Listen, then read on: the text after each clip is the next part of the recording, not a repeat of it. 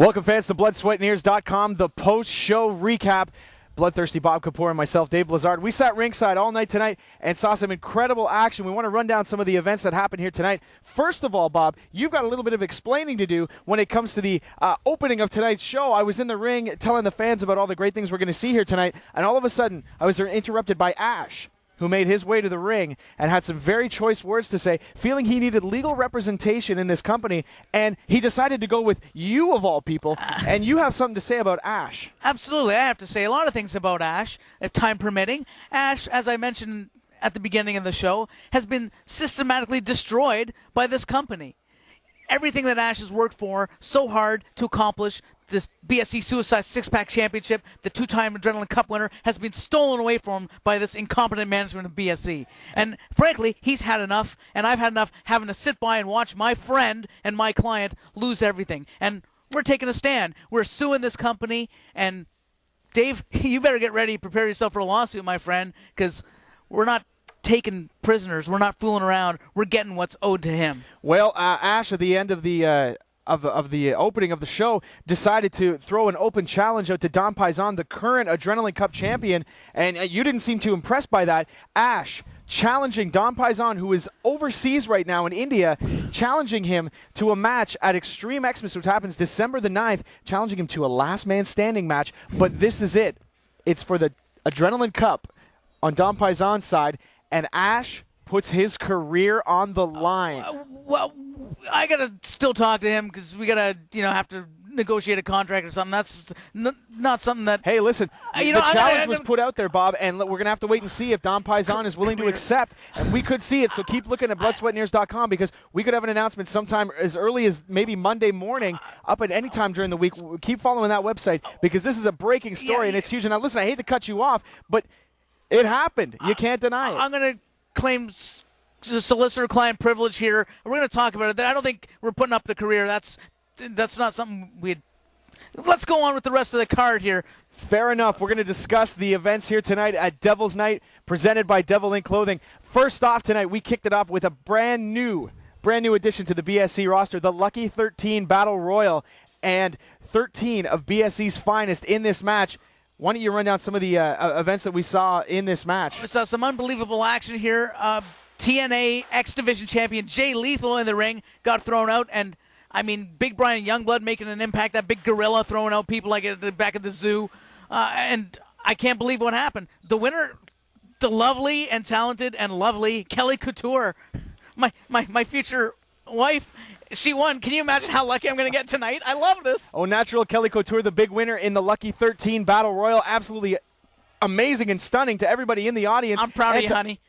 Easy. Enough is enough. The two of us sitting here didn't know what to say, as after the match, the Blackouts entered the ring and seemed to be in a sign of good sportsmanship, raised the arm of Kelly Couture to say, hey, congratulations, great victory. But instead, they decided to double-team maneuver her and almost dropped her on the top of her head until Black Machismo, Jay Lethal, the TNA X Division champion, made his way right back into the ring, and he made sure that this didn't happen to Kelly. I have no idea what Jay Lethal was thinking, why he would insert himself into that post-match activities. He had no business doing that. And then to make a match, with the Blackouts and teaming up with Kelly Couture, I mean, the guy's obviously he's a little bit mentally screwed up, but I didn't realize it was that bad. Well, then, absolutely. I'll go back one step here just to explain what happened here.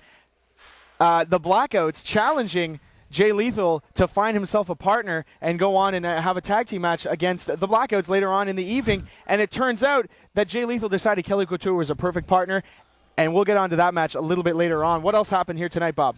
The other big action of the night, we saw the return of Danger Boy Derek Wilde, Canadian indie sensation, Canadian wrestling sensation, taking on the evil-intentioned Cobra Kai. Absolutely, and those two men went to a 15-minute draw here at BSE Devil's Night, and who knows, maybe we'll see them go at it once again to see if they can settle the score between the two of them. Well, you could tell by the end when the crowd was chanting for 5 more minutes. Referee Dave Linton holding some order, restoring some order, saying not going to happen tonight, but I got a feeling that match is going to happen at some point. In a match that pit two of the fastest and the most energetic and the most athletic tag teams in all of BSE, the Suicide Kids lost to the All-Starters in a match that we saw a little bit of everything. Tag team specialists, both of these teams, and you got to be impressed by the action from both of these guys. Well, I mean, maybe this was the passing of the torch. I know there's a little controversy at the end with both teams thinking they got the pin and the referee awarding the decision ultimately to the All-Starters. Absolutely.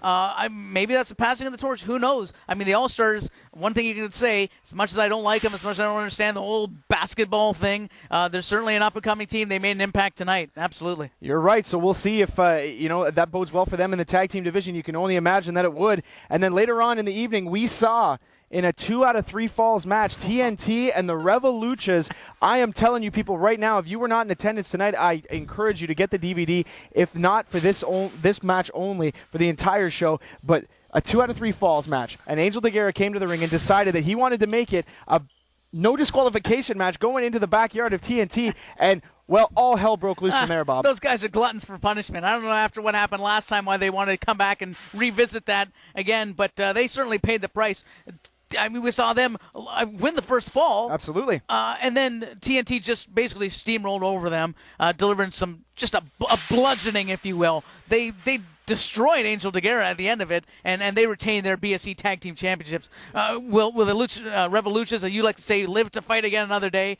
I don't think so. Well, both men came in with severe injuries, and I think they're leaving with maybe just a couple more than they did coming in. They're lucky they didn't leave in traction after what happened. From there, we saw the Blackouts going up against Jay Lethal and the team of Jay Lethal and Kelly Couture. I'm sorry, it was still a sight to see. Well, there's a pair there when you're talking about Kelly Couture. Easy now, enough is enough. But Jay Lethal, Kelly Couture, victorious over the Blackouts in a shocking match. I couldn't believe it. The Blackouts were handed a defeat by Kelly Couture and Black Machismo, the TNA X Division champion, Jay Lethal. I mean, proving why he's a champion, proving why he is a star all over the world. For the most part, it was a handicap match, but Kelly Couture held her own against the Blackouts, which is still mind-boggling to me. We saw the Vanilla Killer, James Champagne, teaming up with your client, Ash, in the main event tonight to take on Chris Chambers, who has a great history with James Champagne, and his partner, the always unpredictable Frankie the Mobster. And let's say it for the record, Ash and James Champagne won cleanly, no interference.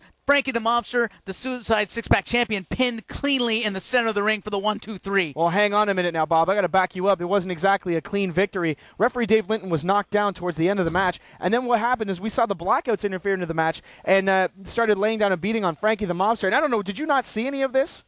Well, I saw Frankie the Mobster certainly get beaten down. Was it the Blackouts were out here? I know they were for the tag match. The Blackouts were out here. So the Blackouts took out Frankie the Mobster, bringing out Cobra Kai, who came to the aid of Frankie the Mobster, or so it seemed.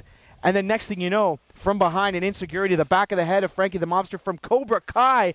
Nobody saw this coming. And then that led to James Champagne getting the victory over Frankie the Mobster. And I don't know, have we seen maybe a uniting, a team, a group, the Blackouts, James Champagne, and Cobra Kai? That is something that I don't want to mess with in BSE. I mean, they certainly seem to have a united front in the post-match celebration that left Frankie and Chris Chambers destroyed in the ring. And, yeah, you know what?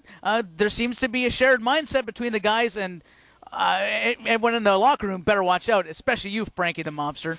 Well, all the events tonight at Devil's Night are going to lead to one very interesting Christmas season. Extreme Xmas, December the 9th, right here at the Rax Entertainment Complex in Brampton, featuring the return to BSE of the fallen angel, Christopher Daniels. For Bloodthirsty Bob Kapur, my name is Dave Blezard. Keep checking out bloodsweatnears.com for more updates on all future BSE events.